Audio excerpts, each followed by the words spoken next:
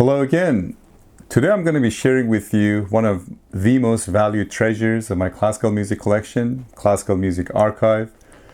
It's a recording that played a pretty fundamental role when I was growing up during my formative years, when I was developing my listening skills for classical music, when I was sharpening my faculties for perceiving, for absorbing, for comprehending classical music. And back then, when I was growing up, I had this insatiable desire to imbibe and absorb all the classical music that could be potentially accessed back then. And it wasn't as easy as subscribing to a streaming service. And then you would have unlimited access to all kinds of music, let alone classical music. Back then, you really had to be very considerate about the choices you made for listening to music, because music was expensive. You had to either purchase a CD or a cassette or a record. And I remember back then I was spending a lot of my pocket money on acquiring records, cassettes, CDs.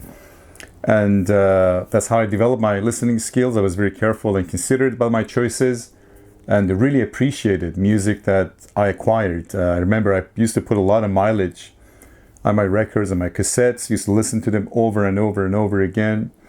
And for something like classical music, you really have to listen repeatedly in order to appreciate classical music composition. I mean, if you listen to Beethoven's, let's say, 7th Symphony for the first time, you may not be able to understand all the subtleties and details that's in the music, but maybe upon the 4th or 5th listening attempt, you might be able to comprehend what the music is all about and what Beethoven wanted to convey to the audience or to whoever wanted to listen to his music.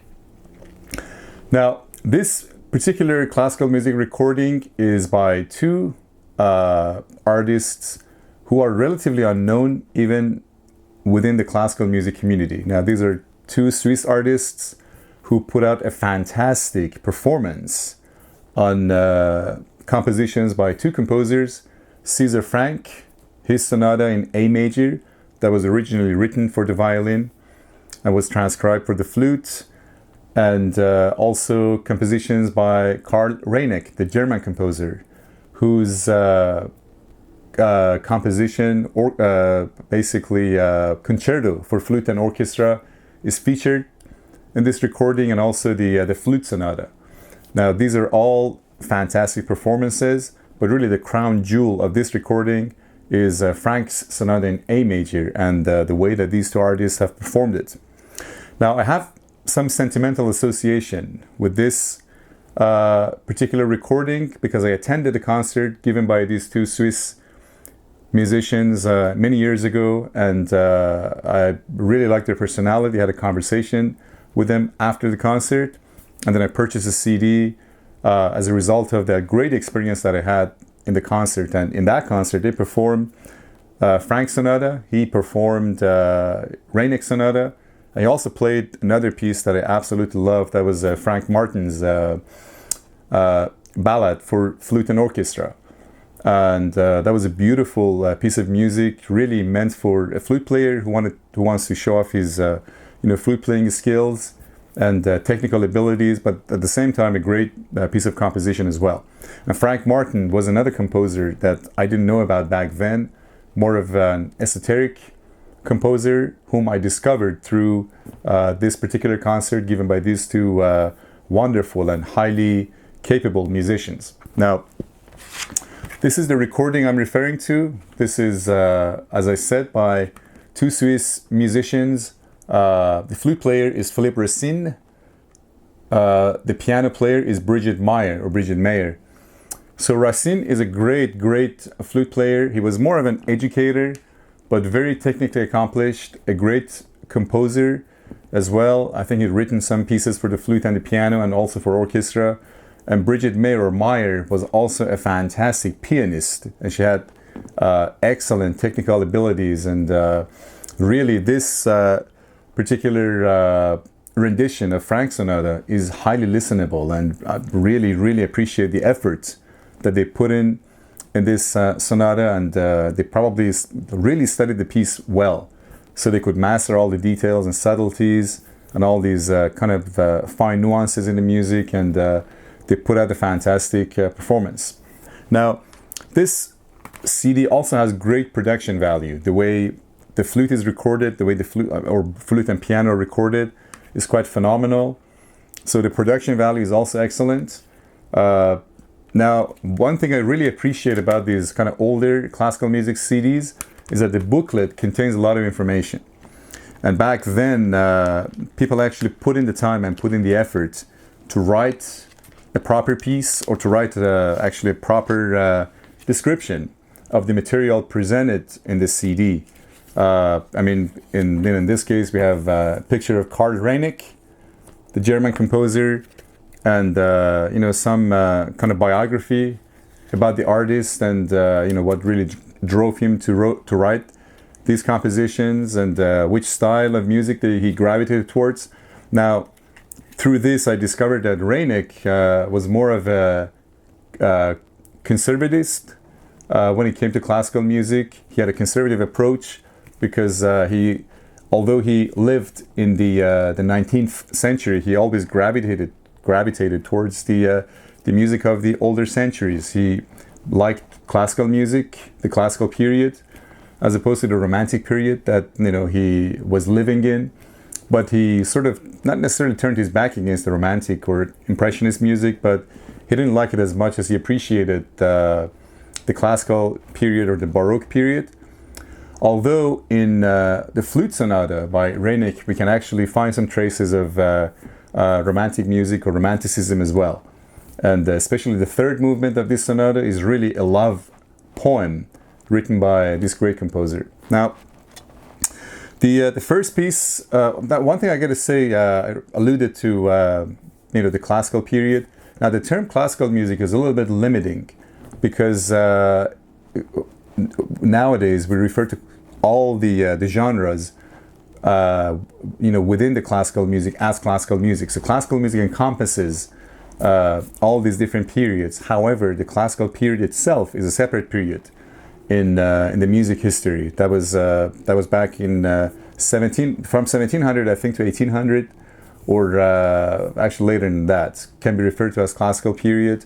It really started, excuse me, with Haydn, and then we have Mozart and Beethoven, and also after that we have the Romantic period with composers like Chopin and Robert Schumann and Brahms and César Franck as well. And after that, we have the modern period that really starts with Claude Debussy. The Baroque period actually predates all these other genres, and that's the time of J.S. Bach, who really made the transition from Baroque music to classical music. And really Haydn and I believe Mozart and Beethoven followed the footprints of J.S. Bach in that period. Bach, Telemann, and other great composers, Vivaldi, those were all the great composers of the Baroque period. So the classical music, the term is now we regarded as more like a general term that comprises of all these different periods. But the classical period itself is a separate period, as I said earlier. So this is a wonderful recording. Now, as I said, the crown jewel of this performance or this recording is Franck's Sonata in A major. However, I got to say that the Reineck's Flute Sonata also is a great performance. However, the first movement is a little bit, in my opinion, a little bit rushed. Racine plays at a higher tempo than he should, but it's still, he conveys the message of the artist and the composer. It's beautifully executed. The piano player does an excellent job. But as I said, the first movement is a little bit rushed, but the second and the third movement are excellent. The fourth movement is more of like an aggressive conclusion to more of a romantic piece.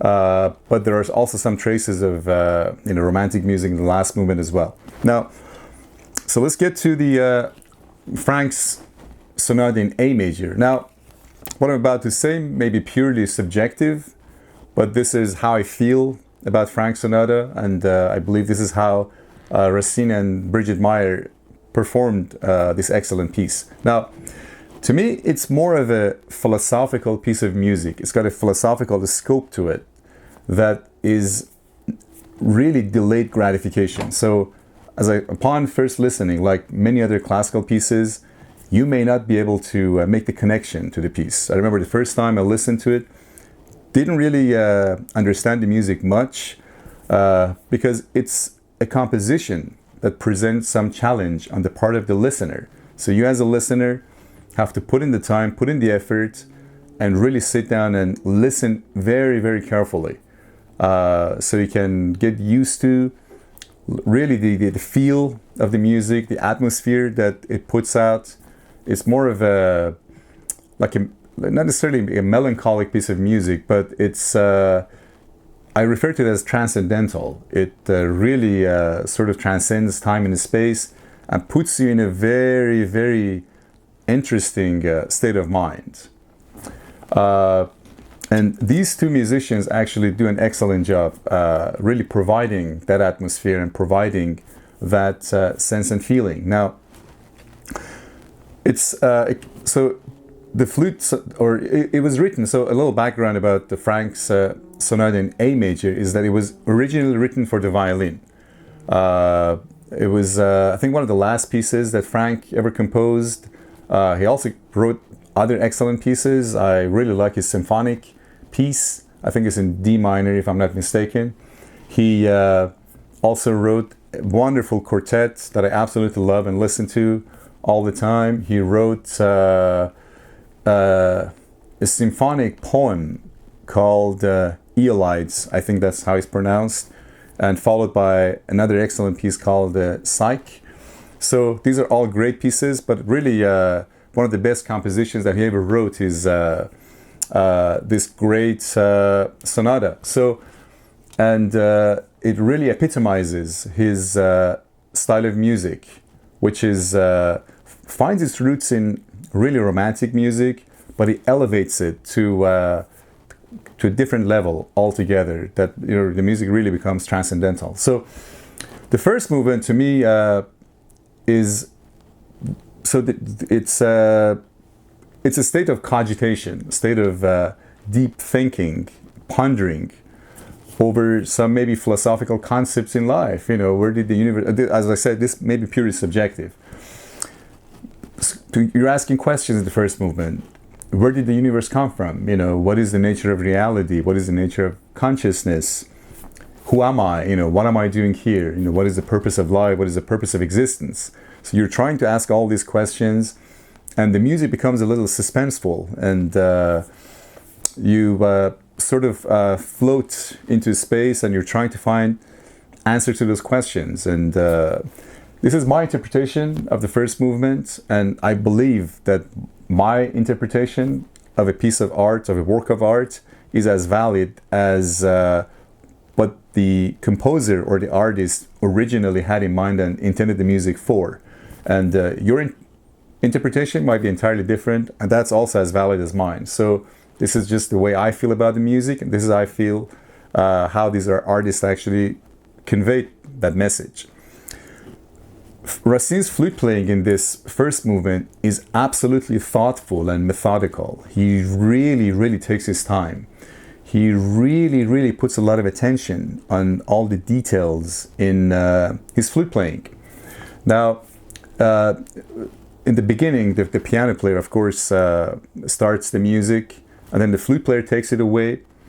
And as I said, it creates this sort of a strange atmosphere that's very suspenseful and sort of puts you in a state of doubt as to what is it all about, you know. And you, as I said, you're asking questions. You're trying to find answers to those questions.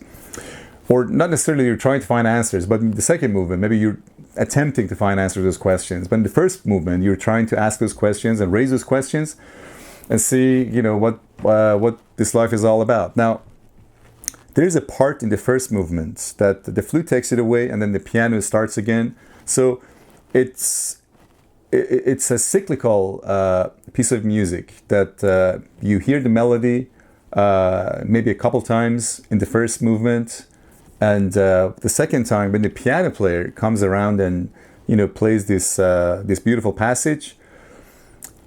Then the piano player at some point has to slow down, and Meyer really, really slows down, and this really intensifies the feeling that the first movement generates, and it really invokes a sense of nostalgia, a sense of longing and yearning for something deep and something, as I said, transcendental, something that is really hard to describe.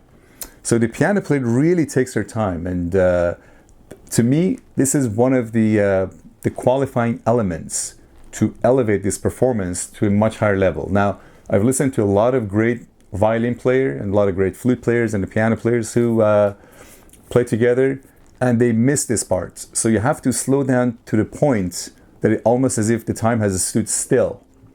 And Meyer actually does that, and I really, really appreciate her for doing that. Otherwise, the whole mood of the music would have been ruined for me. And I've listened to some performances that this is entirely absent. And the piano player plays it as if it's more like a kind of a, I don't know, like a cheerful and kind of happy music. It's somewhere in between. It's almost like, when you play the guitar, you play those suspend chords, and it's as if you don't know if you're happy or you're upset. You're kind of floating in space. Kind of Pink Floyd-like music. So wonderful, yeah. So the first movement, as I said, I regard it as a state of cogitation, pondering and deep thinking. And these two artists put out a fantastic, fantastic performance. Now the second movement to me represents a state of agitation and exploration. So you raise some questions, you ask some philosophical questions. The second movement, you're trying to find answers to those questions. And in this movement, you're maybe taking physical actions. You're trying to consult your intelligence as to what those questions actually mean and whether those questions have any kind of validity. So you take physical actions, you consult your intelligence, and it's a very, it puts in a sort of a distressed state of mind. You can feel the tension in the music, and the jewel case was about to drop.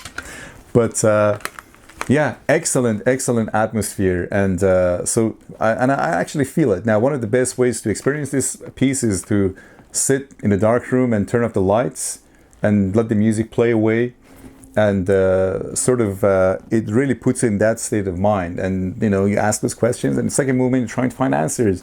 Where am I supposed to go? What am I supposed to do? I have all these wonderful questions, great questions, fundamental questions. How do I find an answer to them? And that's what the second movement to me explores. And these two artists actually do a great job. And in the midst of all that agitation and stress, the music suddenly slows down and gives you like a momentary state of peace before that state of agitation kind of reinstigates and starts again. And it almost right after that, it also reaches a state of climax, and then it goes to the state of agitation, and then it slows down again. And these two artists do a fantastic job. I can hardly thank them for what they really, really, put in this performance. Just fantastic. So at the end of the second movement, the music ends, but it doesn't really conclude. You're still left with that state of doubt, state of sort of uncertainty as to what is happening, and you're not satisfied, and you consult your intelligence, and you couldn't find answers to those questions. And that's where the third movement comes into play. That's, to me, that represents a state of meditation. It's a great, actually, by itself is a great meditative piece of composition. So the piano player starts it, and the flute player takes it away again, but they're like playing their solo parts. It starts with solo piano, and then the flute lays out the melody without piano's accompaniment. So just the flute plays it, and then the piano accompanies the same melody the flute just played. Just a great third movement of a sonata of any composer. Really, it's a great third movement for this sonata. And these two artists again put out an excellent, fantastic performance, and they really pay attention to all these fine details again. And at no moment you feel that the music is kind of falling out of their hands. They got saturated, they got carried away. It doesn't happen. They're still pretty sort of circumspect and very focused and resolute, and really giving a great performance. And as I said, it puts you in a meditative state of mind. So again, it helps if you just sit back, listen to the music, and really concentrate. Again, these two artists really deliver.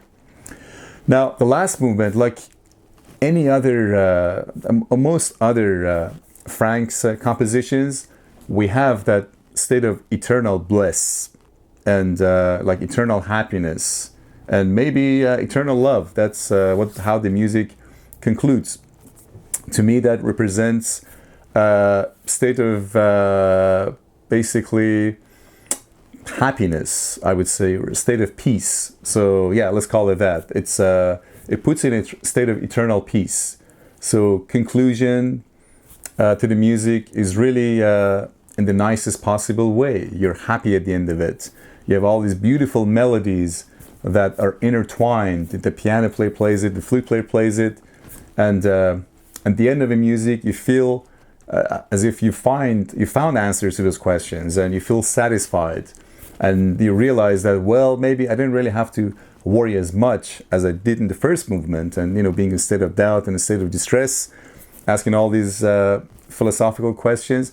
Maybe the answer is already contained within me. Maybe you have to look into myself, as the Buddha said. Just have to meditate and recognize the self within. Maybe that's where all the answers are contained, and that's where the answer lies at the end. So, and again, these two artists do an excellent job. It's very similar to the way George Galway performs the last movement. It's very similar to that. I think the tempo is very comparable. Of course, Galway's performance has this more like lyrical quality, but Racine's and Meyer's performance is kind of more exact. It's a bit more detailed, a bit more sort of ethereal at the same time too. Anyways, it's a great piece of music. I highly recommend, if you don't own this CD, maybe get yourself a copy. Of course, you can find this on YouTube. I think Philippe Racine has this on his YouTube channel, but you won't experience it as well as I do when I listen to the CD. So listen to the CD through a good system. If you listen to a CD player, maybe supplied with a good DAC, a digital to analog converter, and then connect it to a good integrated amplifier and good speakers, and sit back and put the music on and just really enjoy. One thing kind of interesting just came to me is, I don't know if you've ever read Martin Buchsbaum book entitled The 101 Great Composers and Their Compositions, but there's a section or there's a chapter that's devoted to César Franck and his works, and in that particular chapter, there's a story about the first performance of Franck's sonata, described by Vincent Dindy, one of pupils of César Franck. And he says that the first performance, he doesn't really state who the performer was. Originally, this piece was dedicated to Franck's fellow Belgian countryman, and the great violin virtuoso player, Eugene Izet. But I don't think the first performance that took place in Paris was by Eugene Izet. I think somebody else, like a more unknown performer, played it. But it says the first performance took place at an visual art museum, fine art museum in Paris. And the two performers started the music and played the first movement. By the time they were done with the first movement, it was past, the sun had already set. So then it was getting dark inside the museum, But because of the presence of all these great works of art in the museum, the musicians weren't allowed to light a candle or use gaslight to illuminate the sheet music in front of them. But they didn't mind it. They couldn't see the sheet music in front of them, and then it went completely dark inside this art museum. And there was nothing, according to Vincent Dindy, there was nothing to capture people's attention but the great sound of Franck's Sonata. And according to Dindy and many other attendees of that concert, it was truly a transcendental experience. So really, to replicate that sort of atmosphere, I recommend that you listen to this, sit in a room without any distraction whatsoever, and close the door, turn off the lights, and really listen to music. If you have, a pair of headphones, that might be a preferred way to listen to it. The first time I listened to it was through a pair of headphones, and I listened to it maybe 100 times, maybe an exaggeration, but I listened to it many, many times before I could develop some sort of a connection with the music, and I could really comprehend it. Now, again, what I said may be entirely subjective about Franck Sonata, about the way these two artists perform it, but that's just my interpretation. And as I said, my interpretation of a work of art is as valid as your interpretation, and also as valid as the way the composer intended the music to be like, and to be construed and interpreted. Thank you very much for listening to me. Thank you very much for watching this video. If you haven't done so, it'll be an enormous honor if you subscribe to the channel and give me a thumbs up if you're satisfied with what I said, if you agree with what I said, and what I said it just resonates with you. And yeah, I'll see you in the next video. In the meantime, please do listen to Franck Sonata in A major by these two great artists, Philippe Racine and Brigitte Meyer. Yeah, listen to classical music and enjoy. Take care. Bye.